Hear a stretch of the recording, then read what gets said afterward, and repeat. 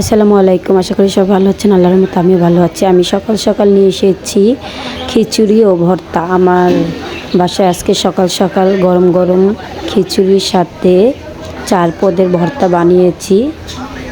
শুটকি ভর্তা, ধনিয়া পাতা ভর্তা, লেটকা শুটকি ভর্তা, কাঁচামরিচের ভর্তা, শসা, টমেটো সব কিছু মিলিয়ে আজকের রেসিপিটা আপনাদের জন্য।